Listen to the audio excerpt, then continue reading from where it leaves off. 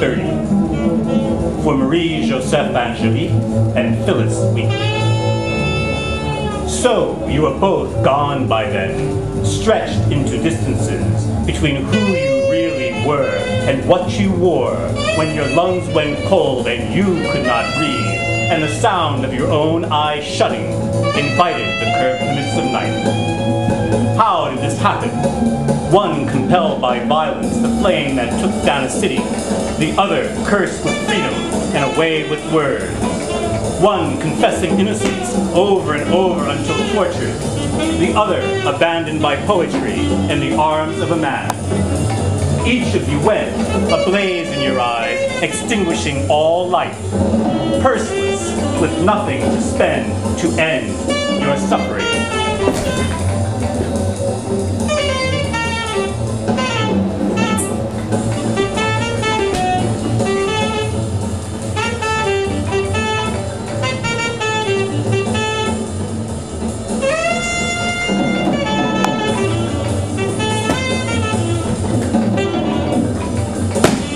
Across centuries for Chloe Cooley.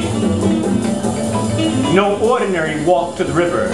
You were held by 3 men, tied and tossed into a boat, then led across darkness into New York. And the sounds you made enveloped the night like lights surrounding eclipsed clouds.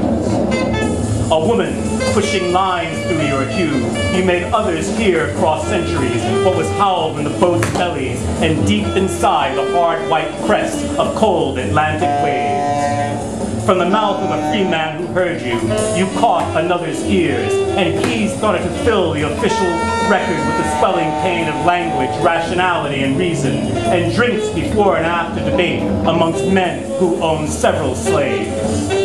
Meanwhile, you had to struggle just to breathe, and no one stopped your sail or kept you from crossing over water into night. Nor did any hold your captors or tear up the legal contract and receipt.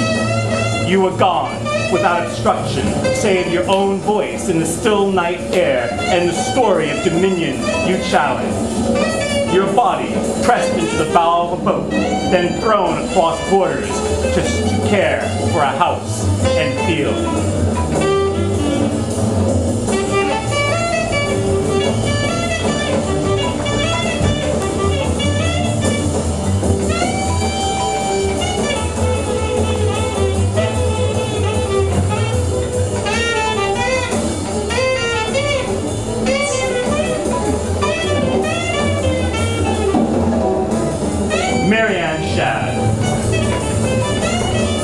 Long before other women, you ran a newspaper, started schools, let your voice ripple across the 49th and 51st line.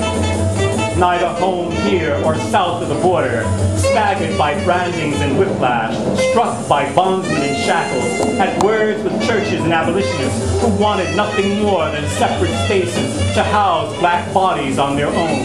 In Elgin, Dawn, Buxton, Winchester, Sandwich, Haiti, Jamaica, and Sierra Leone. You used a man's name in print, but not among suffragettes who had other ways to keep their distance. Yet with both you cut a syntax fierce and uncensored, and what those children you taught learned became the call to all you left across southern fields and eastern coasts and within midwestern farms. This was the space you balanced, and it was all that mattered. What your body told you because of breasts, buttocks, blackness. What your words spelled inside the provincial freeman when you crossed these lines with everything you ever held precious, riding like lightning through this northern air. You were driven then across boundaries in ways only a few could understand. So built your work like a well out of the earth in Chatham and Windsor, where you sat down into a restless resistance.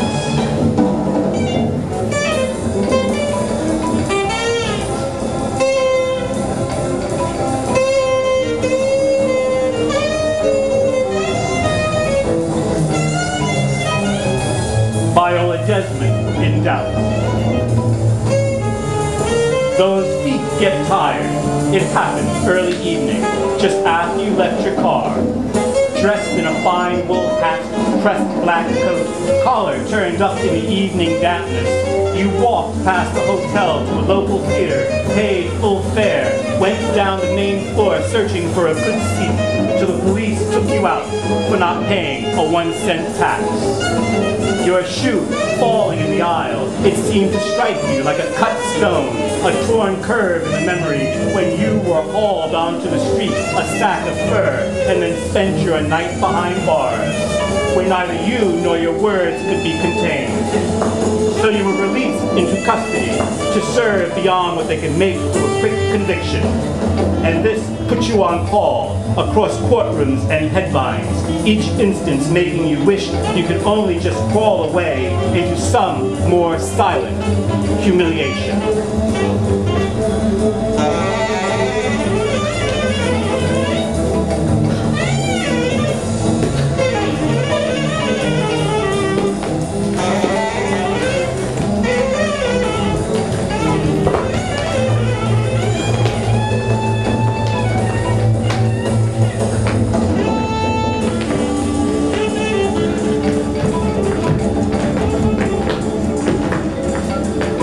Diaspora.